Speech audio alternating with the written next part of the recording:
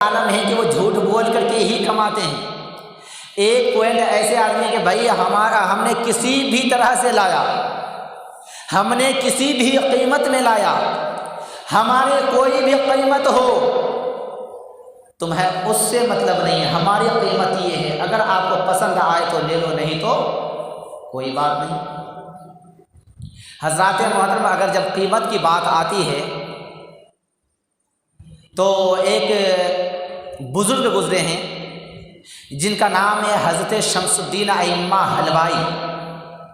حضرت شمس الدین ائمہ حلوائی، ان کا کاروبار حلوے کا تھا۔ کس کا تھا؟ حلوے کا کاروبار تھا۔ اور یہ کرتے کیا تھے؟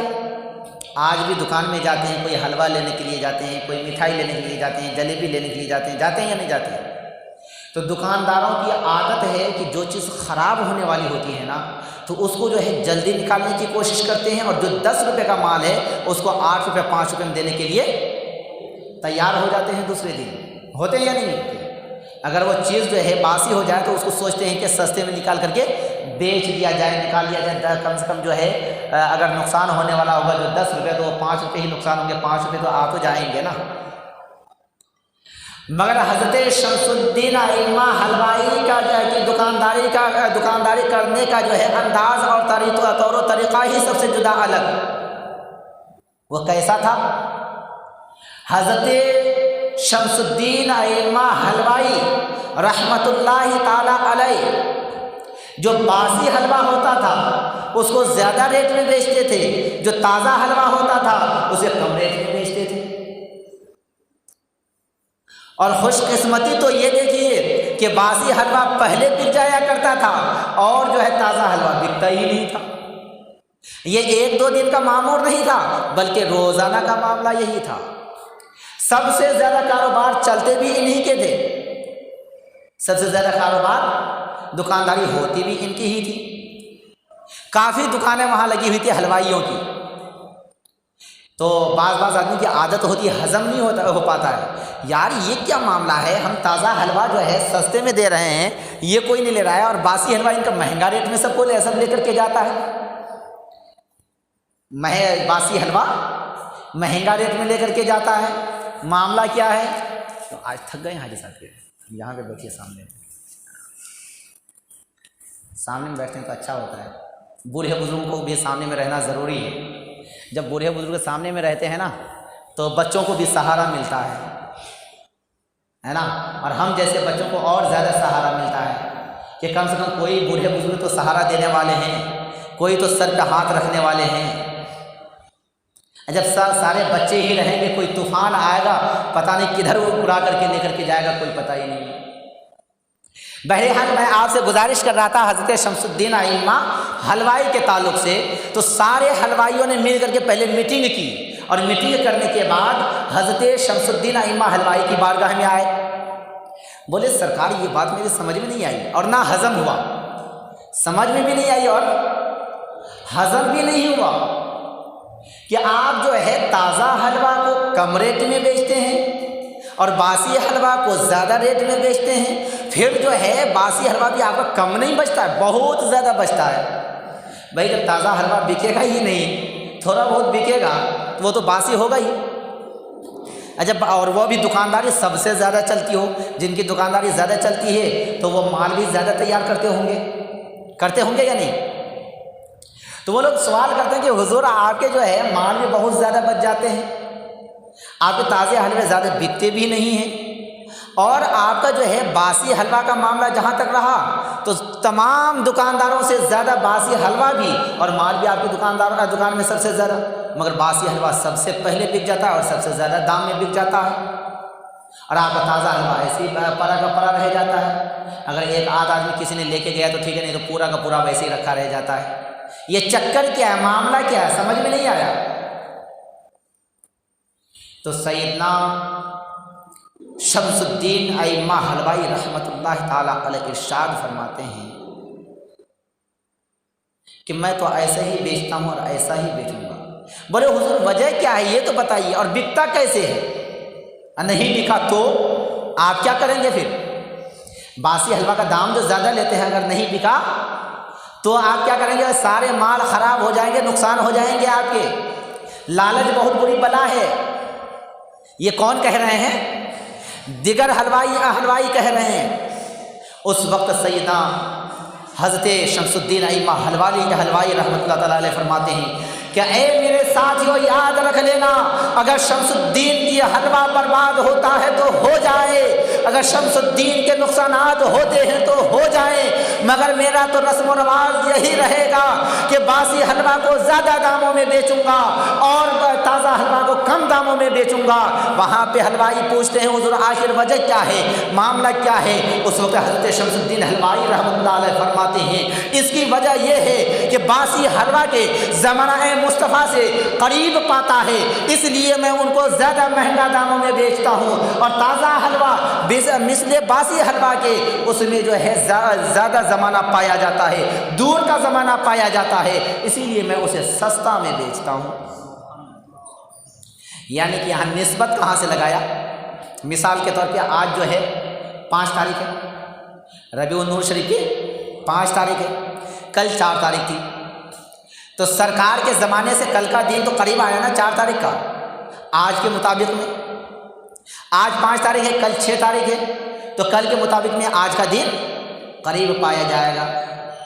تو حضرت شمس الدین ائمہ حلوائی فرماتے ہیں کہ جو زمانہ میرے پیغمبر سے قریب پایا جائے اس زمانے کے ہر سامان کو میں قریب پاتا ہوں، ہر سامان میں برکت پاتا ہوں، اسی لیے میں ہر سامان کو پیغمبر اعظم صلی اللہ تعالیٰ علیہ وسلم کی نسبت کو رکھتے ہوئے سرکار کی محبت میں آ کر کے جو سامان ہمارا سرکار کے زمانے سے قریب پایا جائے اسے میں مہنگا میں بیچتا ہوں۔ جسے لینا ہے تو لے لو، نہیں تو مجھے کوئی تکلیف نہیں، اور لے جانے والے لیتے ہیں۔ اس کا مطلب یہ ہے کہ وہاں پہ سبوں نے پہچان لیا تھا، جان لیا تھا، سمجھ لیا تھا کہ شمس الدین باسی حلوہ کو زیادہ دام میں کیوں بیچتے ہیں، کیونکہ صرف وہ ایک دکاندار نہیں تھے بلکہ اللہ کے ایک ولی تھے، اللہ کے ولی تھے، اللہ کے محبوب بندہ تھے۔ انہوں نے جو ہے دکانوں کو نہیں دیکھا بلکہ اطاعت مصطفیٰ کو دیکھا، محبت مصطفیٰ کو دیکھا، الفت مصطفیٰ کو دیکھا، نسبت مصطفیٰ کو دیکھا۔ اگر آج ہم سارے کاموں کو نسبت مصطفیٰ سے جوڑ کر کے کرنا شروع کر دیں، کیا یہ اچھا نہیں ہوگا؟ کیا ہماری زندگی سنور نہیں سکتی ہے کیا؟ اگر ہم اپنے ماں باپ سے محبت کریں، یہ سوچ لیں کہ ماں باپ سے محبت کرنا میرے پیغمبر کی سنت، میرے پیغمبر کا حکم بھی ہے اور رب کعبہ کا حکم بھی ہے۔ اللہ اور اس کے رسول کی رضا کے لیے ماں باپ سے محبت کریں، بھائی بہنوں سے محبت کریں تو اللہ کی رضا کے لیے کریں، بیوی بچوں سے محبت کریں تو اللہ اور اس کے رسول کی رضا کے لیے کریں، دوستوں احباب سے محبت کریں تو دنیا کی لالچ میں نہیں بلکہ اللہ اور اس کے رسول کی رضا کے لیے کریں۔ اگر خاندان سے، رشتہ دار سے، پڑوسیوں سے اگر محبت کریں تو اللہ اور اس کے رسول کی رضا کے لیے کریں۔ محبت تو وہی ہے نا، صرف سوچ کا فرق ہے۔ سوچ کے فرق ہونے کی وجہ سے ہمارے اعمال کے جو ہے بدلے میں بھی بدلاؤ آ جاتا ہے۔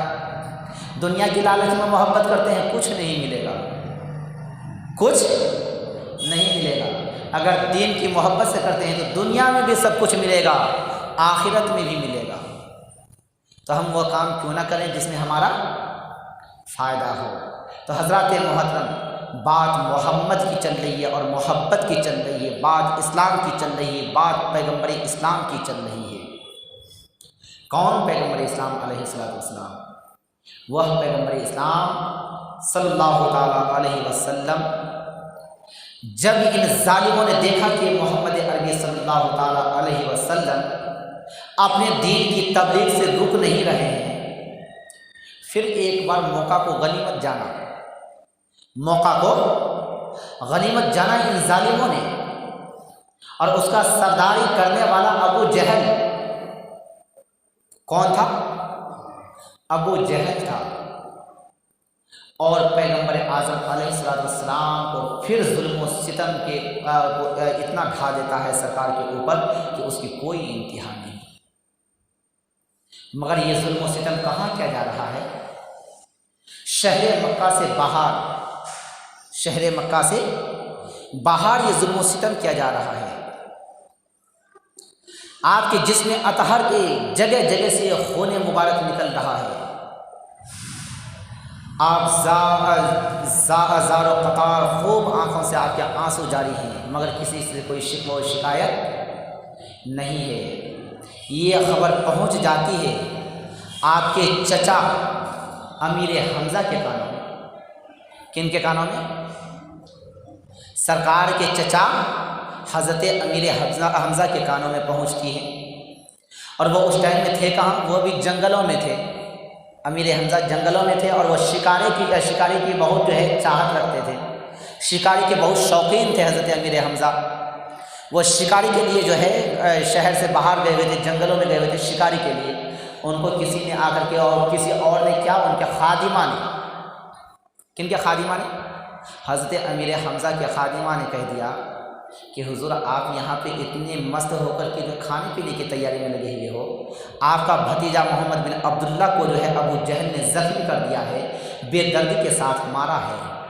اس ٹائم میں امیر حمزہ نے ایمان نہیں لایا تھا، اس ٹائم میں امیر حمزہ نے ایمان نہیں لایا تھا۔ امیر حمزہ کے دل دہل جاتے ہیں، بولے میرا بھتیجا محمد کو ابو جہل نے مارا ہے سبوں نے مل کر کے؟ بولے صرف مارا نہیں ہے بلکہ پورے جسم اطہر کو زخمی کر دیا ہے۔ کیا کیا ہے؟ پورے جسم اطہر کو زخمی کر دیا ہے۔ آج اگر ان کی ماں ہوتی، آمنہ خاتون ہوتی، ان کے باپ عبداللہ ہوتے، ان کے دادا عبد المطلب ہوتے، تو کیا مجال تھی کہ محمد کے اوپر کوئی ہاتھ بھی اٹھا دے؟ کیا مجال تھی کہ کوئی محمد کے اوپر نظر بھی اٹھا کر کے دیکھ لے؟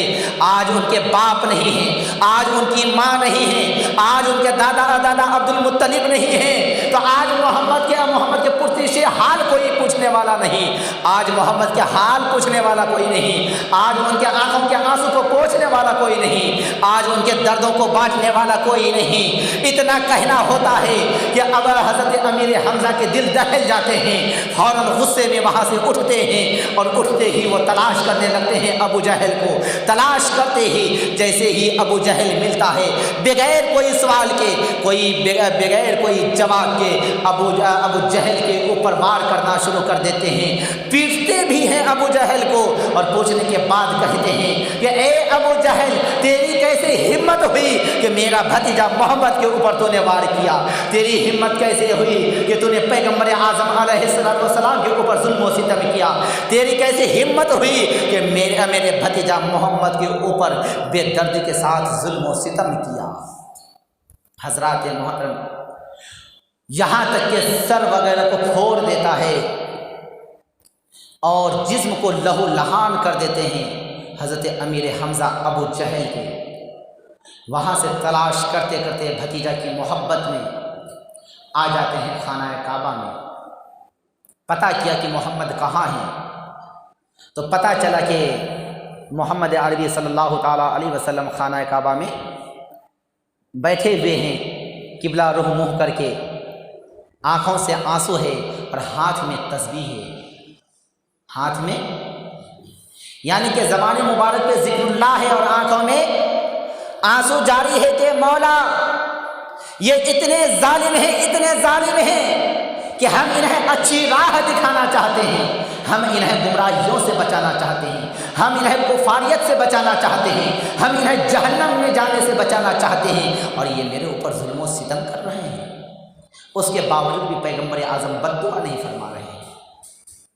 اتنی ہی دیر میں حضرت امیر حمزہ آ جاتے ہیں، آتے ہیں، آنے کے بعد کہتے ہیں کہ اے بھتیجا محمد، جس ابو جہل نے، خیال رکھیے گا یہ ابو جہل جو ہے نا، یہ ابو جہل کب بنا؟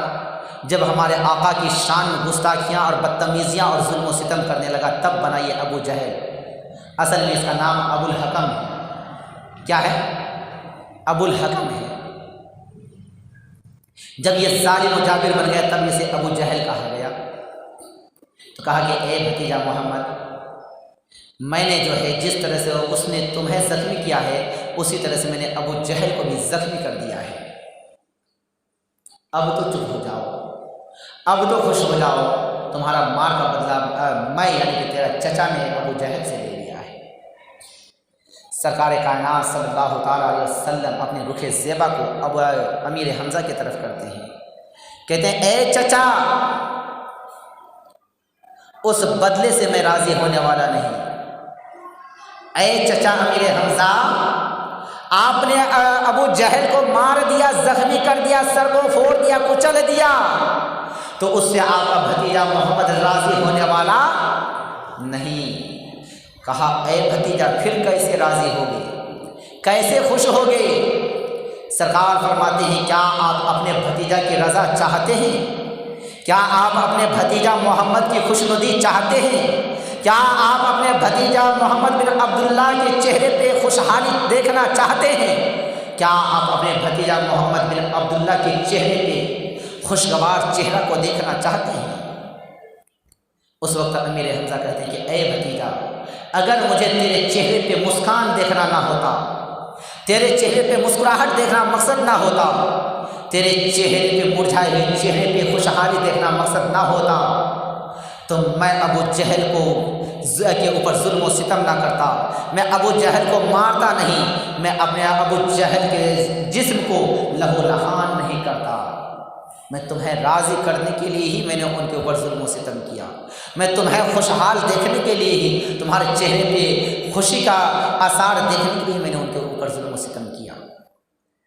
اس ٹائم میں سرکار نے فرمایا اے چچا، اگر واقعی میں آپ میری خوشنودی چاہتے ہیں تو ابو جہل کے اوپر وار کرنے سے میں خوش نہیں ہوں گا۔ بولے پھر کیسے خوش ہوں گے؟ بولے میں خوش اس طرح سے ہوں گا جب کہ آپ اسلام میں اور ایمان میں داخل ہو جاؤ گے۔ کس میں داخل ہو جاؤ گے؟ ایمان اور اسلام میں داخل ہو جاؤ گے، میرا رب کو ایک رب مان کر کے، سچا رب مان کر کے، تمام جو ہے باطلانے خداؤں کو باطل مان کر کے، اور مجھ محمد کو اللہ کا سچا رسول مان لو گے، تب میں آپ کو جو ہے آپ سے خوش ہوں گا۔ اس وقت جو ہے اب امیر حمزہ چکر میں پڑ گئے، اب کیا ہوگا؟ اس میں روایتیں مختلف آتی ہیں، ایک میں تو یہ آتی ہے کہ ہاتھوں ہاتھ امیر حمزہ نے ایمان لے آیا، بعض میں یہ آتا ہے کہ حضرت امیر حمزہ نے جو ہے وقت مانگا کہ ٹھیک ہے میں سوچوں گا، سوچنے کا موقع دو، کل بتاؤں گا۔ سرکار نے انہیں وقت بھی دے دیا، تو جب سرکار نے وقت دیا، جب وہ رات میں سوئے تو ان کو دو باتیں جو ہے بڑا بے بس کر دیا۔ ایک بات تو سرکار نے کہا کہ چچا اگر آپ مجھے راضی کرنا چاہتے ہو تو سب سے پہلے آپ میرے دین کے اوپر ایمان لاؤ۔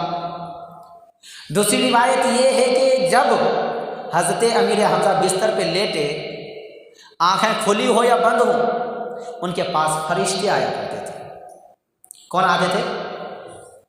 فرشتے آیا کرتے تھے، اور دماغ میں دیتے تھے کہ اے امیر حمزہ تو سوچتا کیا ہے، تو سوچتا کیا ہے، جو پیغمبر اعظم کہتے ہیں وہ کر ڈالو۔ پیغمبر اعظم کی جو ہے دست رحمت پر ہاتھ دے کر کے اسلام کے دامن میں آ جاؤ، کفاریات سے باز آ جاؤ، کفاریات سے نکل جاؤ، جہنم کے ایندھن سے بچ جاؤ۔ بہرحال صبح میں جو ہے آنے کے بعد جو ہے سرکار نے مسکراتے ہوئے کہا اے چچا بتائیے اب کیا ارادہ ہے؟ حضرت امیر حمزہ کہتے ہیں کہ اے بھتیجا محمد، جو آپ کا ارادہ وہی میرا ارادہ ہے۔ کہہ دیجیے سبحان اللہ تو بول دیجیے، اتنی خوشی کی بات ہے، پھر بھی یعنی کہ اس میں بھی ٹھیلا گاڑی کی طرح کہنا پڑتا ہے، یعنی کہ جوش میں بولیں گے تب آپ کی سمجھ میں جلدی آتی ہے نا۔ اور ایسے جو ہے جیسے ہم گفتگو کرتے ہیں، ایسی باتوں میں جو ہے سبحان اللہ کہنے کی ضرورت ہی نہیں ہے کہ نہیں؟ کیونکہ جوانوں کے اندر جوش ہے تو جوشیلی تقریر کی بھی ضرورت ہے، مگر بوڑھے بزرگوں کا کہنا ہے اور کچھ آدمیوں کا کہنا ہے کہ حضرت وہ باتیں تو سمجھ میں نہیں آتی ہے، یعنی کہ جوانوں کی سمجھ میں آ جاتی ہے جوشیلی تقریر، مگر بوڑھوں کی سمجھ میں نہیں آتی ہے۔ بوڑھوں کی سمجھ میں کون سی بات آتی ہے جوشیلی تقریر میں؟ معلوم ہے آپ کو کون سی باتیں آتی ہیں؟ اگر پتہ ہو تو کوئی بتائیے۔ جب ان کے کھینچا تانی کا معاملہ آئے، جب ان کا آپریشن کا معاملہ آئے تو پوری تقریر ان کی سمجھ میں نہیں آئے گی، مگر وہ آپریشن جو 2-4 منٹ کے ہوتے ہیں نا، وہ پوری آپریشن جو ہے فوراً سمجھ میں آ جاتی ہے کہ حضرت نے آج جو ہے بوڑھوں کے بارے میں یہ کہا، آج ہمارے بارے میں یہ کہا، حضرت آپ نے یہ ایسے کیسے کہہ دیا۔ बूढ़े होने के बावजूद भी, उम्र दराज होने के बावजूद भी, हमारे सर पे हाथ रखने वाले बनने के बावजूद भी उनकी जहन में ये बात नहीं आ पाई कि हमारे ये आलिम हैं, मस्जिद के इमाम हैं, दीन के रहबर हैं। जो दीन का रहबर होगा वह कभी भी खींचातानी नहीं करेगा। जो दीन का रहबर होगा वह कभी बच्चों को डांटेगा नहीं। जो कभी दीन का रहबर होगा वह जवानों को कभी रुस्वा नहीं करेगा। जो दीन का रहबर होगा वह कभी भी बूढ़े बुजुर्गों को ताना नहीं देगा, बल्कि जब भी कोई बातें कहेगा, चाहे उनका लहजा सख्त हो, चाहे उनकी ज़बान में सख्ती हो, मगर वो जब भी कहेगा तो उनकी भलाई के लिए कहेगा।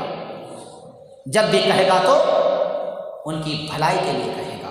और आलिम अच्छी तरह से जानते हैं कि मेरी कौम कब और कहाँ किस हाल में मानने वाली है, कहाँ पे ये सख्त लहजे में मानेंगे और कहाँ पे ये प्यार से मानेंगे। क्योंकि आलिम बनते हैं तो इतनी आसानी से नहीं बन जाते हैं। आप स्कूल कॉलेज में पढ़ते हैं ना, जो पढ़ाई के शौकीन होते हैं वो कहते हैं हमें पाबंदी के साथ, जिम्मेवारी के साथ हमें कॉलेज में जाना है, स्कूल में जाना है, तब जाकर के पढ़ाई होगी। और जो सिर्फ डिग्री हासिल करने के चक्कर में रहते हैं, अरे यार एडमिशन हो गया, एग्ज़ाम जाकर के दे करके आ जाएंगे, पास तो होना ही होना है। क्या मास्टर साहब, गलत तो नहीं कह रहा हूँ ना? मगर मेरे मिल्लत के नौजवानों, बूढ़े बुजुर्गों और बच्चों, याद रख लीजिएगा, हमारे दीनी इदारे में ऐसा मामला नहीं चलता है। दीनी इदारे में किसी भी बिना पर अगर आपने 3 महीने की छुट्टी कर दी पूरे साल के अंदर, लगातार नहीं, पूरे साल के अंदर आपने 3 महीने की छुट्टी पढ़ाई की कर दी, तो आपका दाखिला खारिज कर दिया जाएगा। आपके एडमिशन को खारिज कर दिया जाएगा। वो साल भले आप वहाँ पढ़ रहे हो, मगर आपकी हाजिरी नहीं ली जाएगी, आपको एग्ज़ाम में बैठाया नहीं जाएगा, वो पूरा साल आपका बर्बाद कर दिया जाएगा। फिर दोबारा अगले साल आपको उसी क्लास में रहना पड़ेगा और उसी एडमिशन से नहीं, दोबारा आपको एग्ज़ाम देना पड़ेगा, इम्तिहान देना पड़ेगा। इम्तिहान में पास हो गए तो फिर आपको उस क्लास में रखा जाएगा। अगर इम्तिहान में पास नहीं हुए तो फिर जो है इधर उधर चक्कर लगाते रहिए। फिर उससे नीचे क्लास में आप एग्ज़ाम दीजिए, जिस क्लास में आप पास होंगे उसी क्लास में रखा जाएगा। ये हमारे दीनी इदारे के कानून हैं, कॉलेज वाला सिस्टम नहीं है कि वहाँ पे जो है फार्म भर दिया, एडमिशन दे दिया और आराम से घर में है। अब बाज़ बच्चों की क्या हाल होते हैं मालूम है आपको? बाज़ तो जाते ही नहीं है। माँ बाप के बेचारे की जो है कितनी मेहनत से पैसे कमाते हैं, खुद कमाएंगे तो पता चलेगा। और जिनकी सरकारी नौकरियां लग जाती है तो वो अपनी किस्मत पे नाज करते हैं। ना लगे, मेहनत की कमाई खाए तो पता चलेगा कि मेरे माँ बाप ने मुझे कैसे कमा करके, किस तरह से मेहनत और मशक्क़त को उठा करके अपने पसीने की कमाई खुद अपने पेट में नहीं खाते थे, खुद अच्छे कपड़े नहीं पहनते थे, खुद अच्छे मकान में नहीं रहते थे, मगर हमें पढ़ाते थे। हमारी पढ़ाई के लिए वो डगर फिरते थे। हमारी पढ़ाई के लिए वो अपने घर को छोड़ देते थे और वो ज़्यादा पैसे इकट्ठा करके हमें आला तालीम दिलवाते थे। क्या इन बातों पे हमारी नौजवान नस्लों ने कभी ध्यान किया? अगर नहीं किया, आज भी अगर कर लें तो ज़िंदगी संवर सकती है। बाज़ तो जाते नहीं कॉलेज और बाज़ करते क्या है मालूम है आपको? भले वो लड़की हों या लड़कियां हों, स्कूल हो या कॉलेज हो, इनके हालात क्या होते हैं मालूम है आपको? इनको पढ़ाई के शौक़ कम और घूमने के शौक़ ज़्यादा हुआ करते हैं। पढ़ाई का शौक़ कम, घूमने के शौक़ ज़्यादा होते हैं।